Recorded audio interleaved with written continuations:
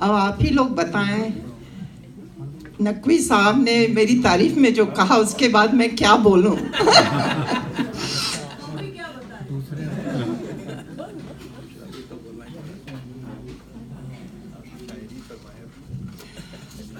By the way, I am a big admirer of nature.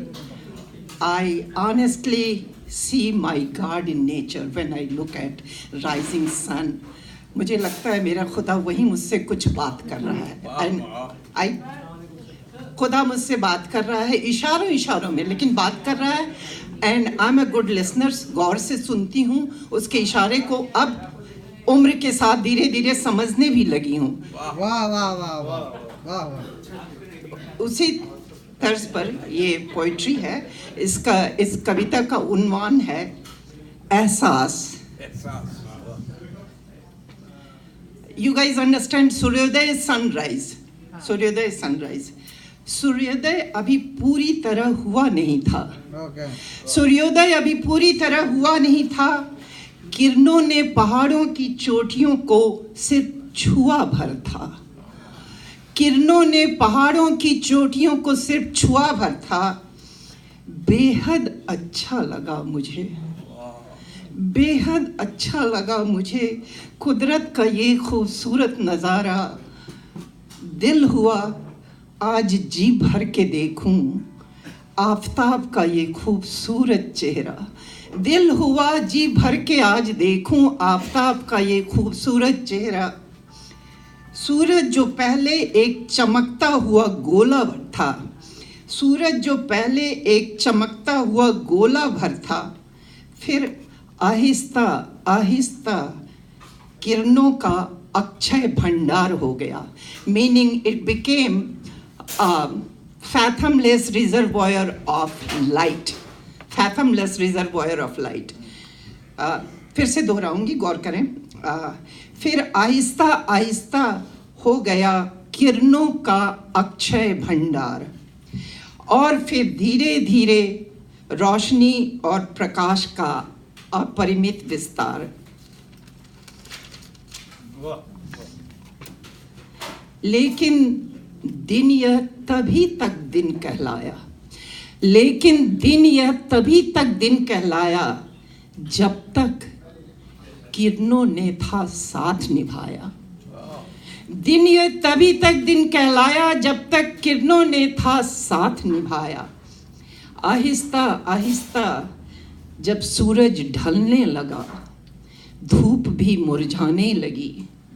Aahista Aahista जब सूरज ढलने लगा, धूप भी मुरझाने लगी। किरणें भी होने लगी तितर बितर अस्त व्यस्त। तब यह विघटन तेजी से चल रहा था। दिन अब धीरे धीरे रात में ढल रहा था। दिन अब धीरे धीरे रात में ढल रहा था। और फिर देखते ही देखते दिन ढलता ही जा रहा था। सूरज का वो दहकता हुआ गोला, सूरज का वो दहकता हुआ गोला हो चला अब निढाल और अकेला। सूरज का वो दहकता गोला हो जा रहा था निढाल और अकेला। मुंह छुपाने को दूर कहीं, मुंह छुपाने को दूर कहीं किसी पहाड़ी की ओट में चला जा रहा था।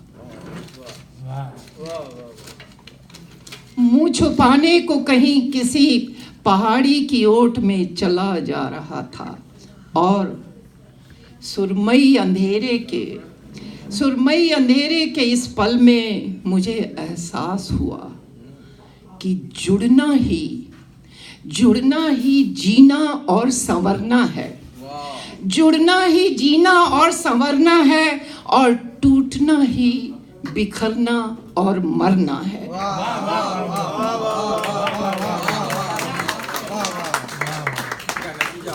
ये पैगाम एक बार फिर से दोहराना चाहूंगी। मुझे एहसास हुआ जुड़ना ही जुड़ना ही जीना और संवरना है, और टूटना ही बिखरना और मरना है।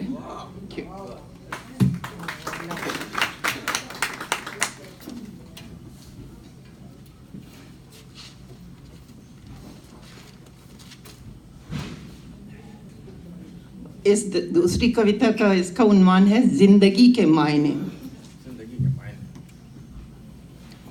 I am in love with life itself and nature. Just love these two things, and usually my poetry is about these two. अगर जिंदगी के मायने 24 घंटे के लिए एक चाबी भरी घड़ी ही है, अगर जिंदगी के मायने 24 घंटे के लिए एक चाबी भरी घड़ी ही है, तो ऐ वक्त ऐसी जिंदगी तुम्हें ही मुबारक।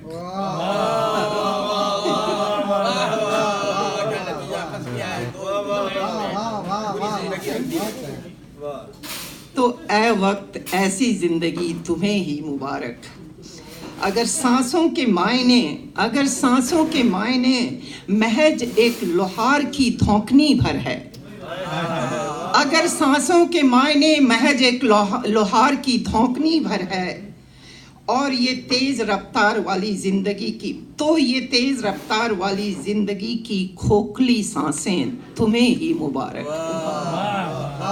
ये तेज रफ्तार वाली जिंदगी की खोखली सांसें तुम्हें ही मुबारक। यदि हंसने गाने और रोने का मतलब महज हंसना रोना और गाना है, अगर हंसने रोने और गाने का मतलब महज हंसना रोना और गाना है, तो ऐ मेरी नासमझ जिंदगी, ये जिंदगी तुम्हें ही मुबारक। मेरी मजबूरियां मेरे पास कम से कम वो पल तो रहने दो, मेरे पास कम से कम वो पल तो रहने दो जो मुझे मेरे होने का एहसास दिलाती हैं, जो मुझे मेरे होने का एहसास दिलाती हैं। ऐ मेरे दोस्त, मेरे यकीन, मेरे पास वो एहसास तो रहने दो। ऐ मेरे दोस्त, मेरे विश्वास, मेरे पास वो एहसास तो रहने दो जो मुझे अपने पैरों पर खड़ा होना और खुद के सहारे चलना सिखाता है। बाकी सब कुछ तुम ले लो, ऐ जिंदगी तुम्हें, ऐ वक्त ये जिंदगी तुम्हें मुबारक।